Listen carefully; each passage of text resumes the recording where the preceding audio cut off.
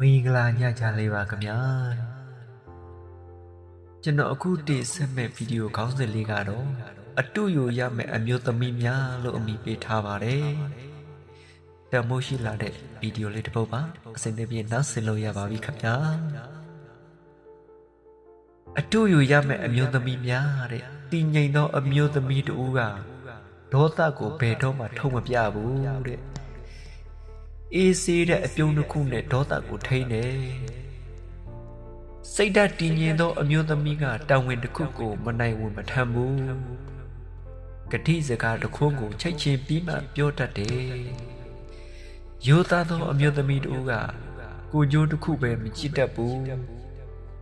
လောက်ဆောင်မှုတိုင်းသူတစ်ပါးအတွက်အမြဲထက်တွက်ပြီးတတ်တယ်ထက်မြတ်တဲ့အမျိုးသမီးကအသေးကွဲချင်းကိုဆွေးဖို့အချိန်မပေးဘူးအချိန်မီသင်ခန်းစာယူပြီးအနာကတိုးတက်အောင်ပဲတွေးဖို့အချိန်ယူတယ်နှလုံးရည်ပြည့်ဝတဲ့အမျိုးသမီးကဘယ်တော့မှတပားသူပိုင်ဆိုင်တာကိုလူမယူဘူးကိုယ်ပိုင်ပစ္စည်းဥစ္စာကိုပဲအမျက်တလို့တန်ဖိုးထားတတ်တယ်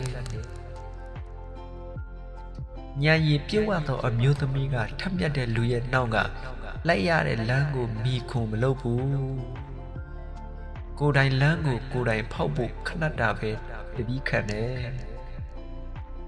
တကယ်ခက်မိတဲ့အမျိုးသမီးကမိတ်ကနဲ့မျက်နှာဆေးချေတဖို့ပဲတွေးမနေဘူးလူဘဝအောင်မြင်ဖို့ပတ်ဝန်းကျင်နဲ့ဘယ်လိုနေထိုင်တဲ့ဘယ်လိုတိုးတက်ပြောင်းလဲနေတယ်ဆိုတာပဲအဓိကအာရုံထားတယ်တော်တဲ့အမျိုးသမီးတို့ကအချစ်ကိုမရှိမဖြစ်ဘဝတစ်ခုလုံးကိုသတ်မှတ်မထားဘူးဘဝရဲ့မရှိလဲဖြစ်တဲ့လိုအပ်ချက်တစ်စိတ်တစ်ပိုင်းလိုပဲသတ်မှတ်ထားတယ်